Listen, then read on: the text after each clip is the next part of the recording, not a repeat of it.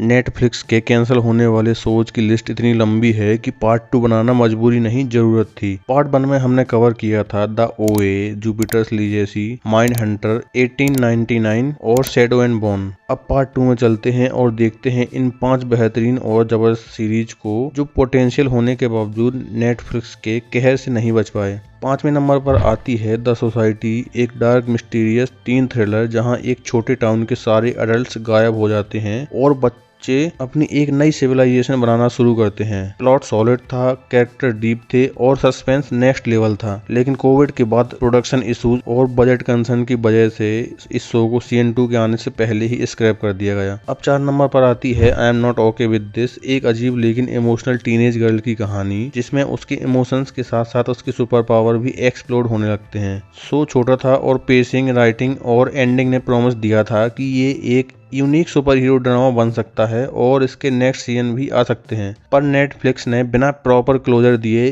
सिर्फ एक सीजन में ही ताला लगा दिया। अब 3 नंबर पर आता है ट्रेवलर्स, जो साइंस फिक्शन फैंस के लिए एक हिडन जेम था।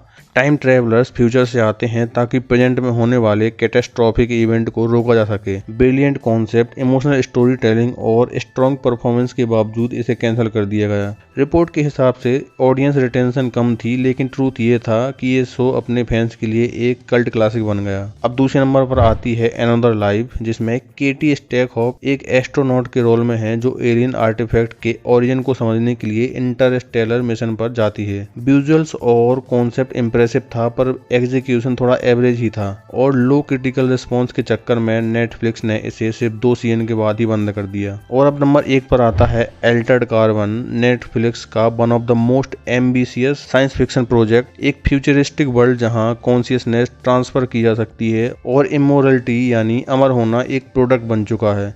सीजन 1 ने हाइप क्रिएट किया, लेकिन सीजन 2 में व्यूअरशिप ड्रॉप और बजट स्पाइक दोनों ने मिलकर इस शो को किल कर दिया। अब आयरनी ये है कि ये शो अपने आइडियाज में बोल्ड थे, पर नेटफ्लिक्स के एल्गोरिदम के हिसाब से कमर्शियली वीक पड़ गए। ग्रेट प्रॉमिस, ग्रेट एग्जीक्यूशन, लेकिन व्यूअरशिप और कॉस्ट एफिशिएंसी के गेम में ये शो हार गए। अब सवाल ये उठता है, क्या नेटफ्लिक्स के लिए आर्टिस्टिक रिस्क लेने का जमाना खत्म हो गया, या अब ये प्लेटफॉर्म सिर्फ सेफ फॉर्मूला पर चलना चाहता है? ये शो सिर्फ कैंसिल नहीं हुए, बल्कि इन्होंने एक पैटर्न एक्सपोज किया है जहां क्रिएटिविटी और रिस्क टेकिंग एल्गोरिदम के नीचे दबा दी गई। तो दोस्तों, इन सीरीज में आपकी सबसे ज्यादा फेवरेट कौन सी थी और आप कौन सी सीरीज को सबसे पहले वापस देखना पसंद करेंगे? कमेंट करके जरूर बताना। तो मिलते हैं ऐसे ही किसी नेक्स्ट वीडियो में, तब तक के लिए बाय।